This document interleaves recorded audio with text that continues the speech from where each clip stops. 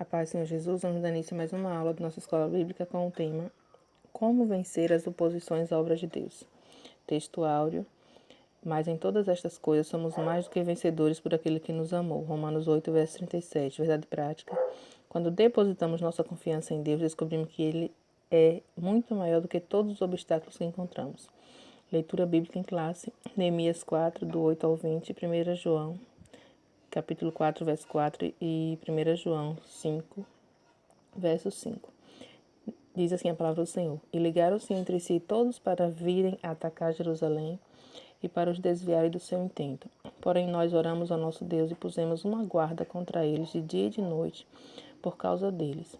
Então disse Judá: Já desfaleceram as forças dos acarretadores e o pó é muito, e nós não poderemos edificar o muro. Disseram, porém, os nossos inimigos: Nada saberão disso nem verão, até que entremos no meio deles e os matemos, assim faremos cessar a obra. E sucedeu que, vindo os judeus que habitavam entre eles, 10 vezes nos disseram que de todos os lugares tornavam a nós, pelo que pus guardas nos lugares baixos, por detrás do muro e nos altos. E pus o povo pelas suas famílias, com as suas espadas, com as suas lanças e com os seus arcos. E olhei, levantei-me e disse aos nobres, e aos magistrados e ao resto do povo: Não os temais. Lembrai-vos do Senhor grande e terrível, e pelejai pelos vossos irmãos, vossos filhos, vossas mulheres e vossas casas. E sucedeu que, ouvindo os nossos inimigos, que já o sabíamos, e que Deus tinha dissipado o conselho deles, todos voltamos ao muro, cada um à sua obra. E sucedeu que, desde aquele dia, metade dos meus moços trabalhava na obra, e a outra metade deles tinha as lanças, os escudos, os arcos e as couraças, e os chefes estavam por detrás de toda a casa de Judá. Os que edificavam o muro e os que traziam as cargas e os que carregavam, cada um com uma mão, fazia a obra e na outra tinha as armas. E os edificadores, cada um trazia sua espada cingida aos lombos e edificavam. E o que tocava a trombeta estava junto comigo. E disse eu aos nobres e aos magistrados e ao resto do povo: Grande e extensa é a obra, e nós estamos apartados do muro, longe uns dos outros. No lugar onde ouvirdes o som da buzina, ali vos ajuntareis conosco. O nosso Deus pelejará por nós. 1 João diz assim: Filhinhos, sois de Deus, e já os tendes vencido, porque maior é o que está em vós do que o que está no mundo. Quem é que vence o mundo, senão aquele que crê que Jesus é o Filho de Deus?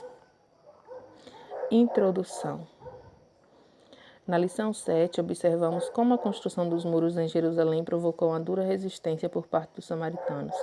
Nesta lição, iremos observar mais detalhadamente as diferentes formas dos seus ataques e o modo como os judeus conseguiram vencê-los e concluir a obra. Ponto central: jamais devemos permitir que alguma coisa venha abalar nossa fé, porque sem fé é impossível agradar a Deus. Tópico 1. Qual a procedência desses ataques? Subtópico 1. A Bíblia revela a verdadeira força por detrás desses ataques. Ela diz: Não temos que lutar contra carne e sangue, mas sim contra os principados, contra os potestades, contra os príncipes das trevas deste século, contra as hostes espirituais da maldade nos lugares celestiais. Portanto, nossa luta é antes de tudo espiritual.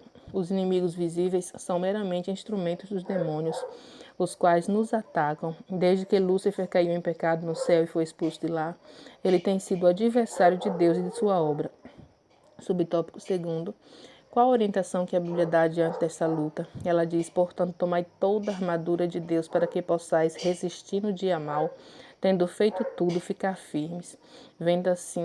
Vemos assim que a Bíblia não aconselha fugir da luta, mas sim ficar firmes, resistir e vencer. Subtópico 3. Nesta luta contra o mundo invisível, a arma mais eficaz é a fé. A Bíblia diz: Quem é que vence o mundo, senão aquele que crê que Jesus é o Filho de Deus? Por isso a Bíblia aconselha: milita a boa milícia da fé, toma posse da vida eterna. Pela fé experimentamos a operação do Espírito Santo em nossa vida. Jamais devemos permitir que alguma coisa venha abalar nossa fé, porque sem fé é impossível agradar-lhe. Devemos não temer, mas crer somente. Não deixe lugar ao diabo. Subtópico 4. Nesta luta, as armas devem ser espirituais. Só as armas espirituais atingem e alcançam os reais inimigos, os demônios.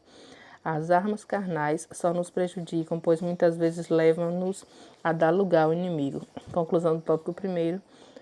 A nossa luta é, antes de tudo, espiritual. Os inimigos visíveis são meramente instrumentos dos demônios, os quais nos atacam. No entanto, as nossas armas também são espirituais, pois não lutamos contra a carne e sangue.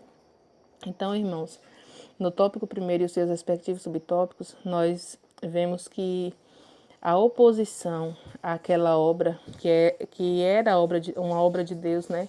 A construção daquele muro da cidade de Jerusalém, bem como também a construção, a reconstrução do templo. As obras do Senhor sempre enfrentaram e enfrentam e enfrentarão a oposição de Satanás, porque ele era anjo de luz no céu, mas pecou contra Deus e foi expulso de lá. Então ele não se conforma, né, com a real situação dele, que é julgado e condenado a passar a eternidade no inferno. Então ele se opõe à obra do Senhor e, juntamente com os demônios, que são os anjos caídos que caíram junto com ele, vivem lutando contra o povo de Deus, né, contra a obra do Senhor. E como Paulo disse aos Efésios, a nossa luta não é contra a carne e o sangue. Sabemos sim que Satanás usa pessoas. Os instrumentos terrestres aqui que ele usa são pessoas que muitas vezes não estão na posição certa, né? Não estão bem posicionadas diante de Deus, dão vazão para o inimigo, dá lugar ao diabo, e aí se torna uma pessoa que vai fazer conflito contra o povo de Deus, né? São aquelas pessoas que perseguem a igreja, perseguem os próprios irmãos em Cristo, né? Dizem que professam a mesma fé que nós, que são servos do Senhor, que estão indo para a igreja, mas muitas vezes se levanta contra os próprios filhos de Deus, contra a própria obra do Senhor. Persegue o povo de Deus em nome de Deus, né? Mas na verdade está fazendo tudo errado. E certamente vai chegar o momento de Deus tratar com cada uma dessas pessoas. São pessoas que dizem que estão indo para a igreja, mas mentem, caluniam, perseguem, invejam, faz toda a obra maligna, né? Sendo instrumento do diabo e dizendo que está sendo servo de Deus. Então é preciso ter muito cuidado, né? Assim como Neemias foi tão vigilante naquela obra, sob ameaça, sob perseguição, mas ele vigiava, mantinha alguns moços com as armas, né, na guarda, e eles trabalhavam com uma mão, trabalhava e com outra mão segurava as armas, para que eles pudessem terminar aquela obra. E com tanta dificuldade, irmãos, eles terminaram aquela obra com 52 dias. E eles reconheceram que foi a boa e poderosa mão do Senhor sobre eles, né? Eles não esmoreceram, não desanimaram, eles encorajaram para lembrar do Deus terrível que eles serviam, né? E que nós servimos também, que é um Deus que é um valente terrível, como a palavra do Senhor descreve. Então, como João também falou nas cartas, né? O apóstolo João, ele falou que nós já vencemos o mundo, né? Porque maior é o que está conosco que aquele que está no mundo. Então já vencemos o maligno, irmãos. A derrota de Satanás foi na cruz do Calvário, foi quando Jesus se entregou por mim, por você, por toda a humanidade naquela cruz. Satanás foi derrotado para todo sempre. Por isso que podemos declarar com fé que a vitória é nossa pelo sangue de Jesus. E não abra mão da sua vitória, porque foi conquistada com preço de sangue, amém? Ainda que venham as aflições, e elas virão mesmo, sempre vêm, porque Jesus falou que no mundo tereis aflições, mas tem de bom ânimo, porque eu venci o mundo. Então, se Jesus venceu e está glorificado, irmãos, com o Senhor no céu, com o Pai do céu, nós também vamos perseverar até o fim, em nome do Senhor Jesus, e vamos ser coroados, né? Vamos passar nossa eternidade no céu também, em nome do Senhor Jesus. Vamos ao tópico segundo.